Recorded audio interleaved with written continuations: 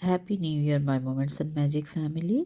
আশা করি এই নতুন বছর আপনাদের সবার জীবনে বয়ে আনবে সুখ, শান্তি আর সমৃদ্ধি। আসুন শুরু করা যাক আজকের রেসিপি। আজকে আমরা বানাচ্ছি আলফ্রেডো চিকেন স্প্যাগেটি। এর জন্যে আমরা প্রথমে কিছু মাশরুমকে ব্লাঞ্চ করে রেখেছি আর নিয়েছি চিকেন ব্রেস্টগুলো ধুয়ে রেখেছি, সেটাকে আমি লম্বা লম্বা করে কেটে নিলাম।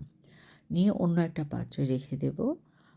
তারপরে এটাতে আমি অ্যাড করব কিছু স্পাইসেস, যেটা আমি পরে দেখিয়ে দেবো। এখন আমি ক্যাপসিকাম নিলাম হাফ, নিয়ে সেটাও লম্বা লম্বা করে কাটছি, কেটে আবার এটাকে সাইডওয়েজ কেটে ছোট ছোট কিউব আকৃতি করে নেব। হ্যাঁ, খুব বেশি বড় বড় সাইজ হবে না, কোনো চাঙ্কি পিস হবে না। সেম ওয়েতে আমি রসুন আর পেঁয়াজটাও কেটে নেব। তারপরে আমি কাটবো হচ্ছে গিয়ে মাশরুমগুলো কাটার সময় এর যে স্টেমগুলো আছে এগুলো আমি আলাদা করে ওগুলোকে রাফ চপ করব, কারণ এগুলো একটু শক্ত হয়। আর যে নরম মাশরুমের বাটনের মাথাটা, ওটা আমি লম্বা করে স্লাইস করে নিয়েছি। এখন এই যে চিকেনটা আছে এটার মধ্যে দেখানো স্পাইসেসগুলো দিয়ে 15 মিনিটস আমি ম্যারিনেট করে রাখছি। আর অন্য একটা ডিপ পটে আমি অ্যাডিকুয়েট পানি দিয়ে তাতে 1 টেবিল স্পুন সল্ট আর 1 টিস্পুন অয়েল দিলাম, দিয়ে এতে আমি 1 প্যাকেট স্প্যাগেটি অ্যাড করে দিচ্ছি। স্প্যাগেটির প্যাকেটের পিছনে কতক্ষণ সিদ্ধ করতে হবে এটা লেখা থাকে, ওটাই ফলো করবেন, কারণ এক একটা এক এক রকম হয় স্প্যাগেটি পাস্তার ক্ষেত্রে। সো ওটা ফলো করবেন। পারলে জাস্ট 1 মিনিট আগে বা চেক করে একটু শক্ত থাকতে নামাবেন, কারণ পরেও আমরা কিছু ক্রিম দেব, সস দেব, হ্যাঁ, স্প্যাগেটির পানি দেব।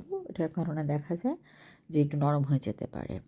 যাই হোক, এখন আমরা অন্য একটা ফ্রাইং প্যানে অলিভ অয়েল আর বাটার গরম করে তাতে আমাদের যে চিকেনটা ছিল সেটা দিচ্ছি সিয়ার্ড হওয়ার জন্যে।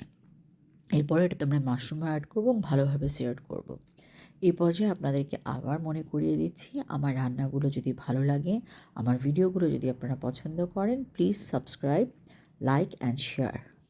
আমাদের সাথে থাকবেন এভাবে করে। আমরা মাঝে মাঝে এই যে স্প্যাগেটিটাও চেক করে নিচ্ছি, দুটো চুলে দুটো হয়ে যাচ্ছে। এটা সিয়ার্ড হয়ে গেলে এটাকে আমরা নামিয়ে একটা পাত্রে রেখে দেব।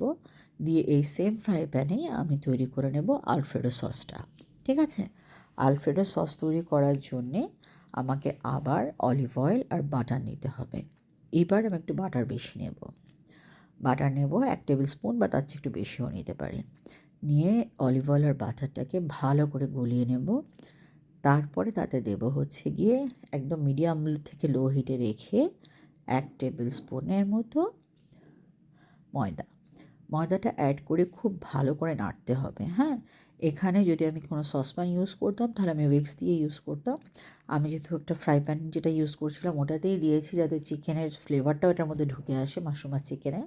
সো আমি এটাকে ফ্রাই প্যানে ইউজ করছি। সো আমি স্প্যাচুলা দিয়ে নাড়ছি। এর মধ্যে আমি পেঁয়াজ আর রসুন যে কুচিয়ে রেখেছিলাম সেগুলোও দিয়েছি, দিয়ে ভালো করে মিক্সড করে এখন 1.5 কাপ হেভি মিল্ক দিলাম, মানে ঘন দুধটা দিলাম, বা হেভি ক্রিমও আমরা এখানে ইউজ করতে পারি। ইউজুয়ালি হেভি ক্রিমই ইউজ করে। তো আমাদের দেশে ডানো ক্রিম যেটা পাওয়া যায় ওটাও আপনি দিতে পারেন এখানে, সাথে দুধ দিয়ে দেবেন সামান্য, তখন অত হেভি দুধ না হলেও হবে। এখন দেখেছেন আমি 2 রকম চিজ দিয়েছি এখানে, পার্মেজিনো আর শেডার চিজ। পার্মেজিনো চিজটাই ইউজ হয় আলফ্রেডো সসে, শেডারটা হয় না। বাট আমার অ্যাকচুয়ালি পার্সোনালি পার্মেজিনোটার স্মেলটা অত পছন্দ না বলে আমি সেটার সাথে অ্যাড করি। এটা একেবারেই অপশনাল, আপনারা চাইলে শুধু পার্মেজিনোটাই দেবেন। আমি যে হাফ কাপ দিয়েছি সেই জায়গায় আপনি পুরোটাই পার্মেজিনো ইউজ করবেন। That's it. এখন আমরা সাথে আরেকটা ডিপ প্যানে অলিভ অয়েল দিয়ে আমাদের যে সিদ্ধ করে ছেঁকে রাখা স্প্যাগেটিটা ছিল ওটাকে টস অ্যান্ড টার্ন করে একটু ভালো মতো সতে করে নিচ্ছি। তারপরে এতে একে একে অ্যাড করব ক্যাপসিকাম কুচি, আমাদের রেডি করে রাখা মাশরুম আর চিকেনটা, তারপরে আমাদের আলফ্রেডো সসটা। এগুলো এখন জাস্ট অ্যাসেম্বলের পালা। হ্যাঁ, আলফ্রেডো সসটা দেখেন শীতকাল বলে একটু আগে করেছি, তাও জমে গেছে। এখন আমরা paprika powder, freshly crushed black pepper, আরও দেব 1 টেবিল স্পুনের মতো ইটালিয়ান সিজনিংই এটার ফ্লেভারটা অথেন্টিক বানায়। যদি ইটালিয়ান সিজনিং না থাকে আপনারা অরিগ্যানো, থাইম, পার্সলি এগুলো ইউজ করতে পারেন। ঠিক আছে? এই অবস্থায় এটা সব মশলাগুলো দেওয়া হলে আমি এতে অ্যাড করছি সেই প্রিজার্ভ করে রাখা স্প্যাগেটি সিদ্ধ করার পানিটা। এখানে 1.5 কাপের মতো দিয়েছি, যদি আপনারটা বেশি ঠিক হয়ে যায় তাহলে বেশি কম করতে পারেন আপনি। করে এটাকে ভালোভাবে টস অ্যান্ড টার্ন করে মিশিয়ে নেবেন। যখন একটা ক্রিমি টেক্সচার চলে আসবে তখন লবণটা চেক করবেন। বাঙালিদের লবণ বেশি লাগে, আমার অলওয়েজই লাস্টে একটু দিতে হয়, বাট আগে দিই না, কারণ আমি যে পানিটা অ্যাড করি ওটাতে লবণ থাকে স্প্যাগেটি সেদ্ধর জন্যে, প্লাস আগে আমি চিকেনেও লবণ দিয়েছি।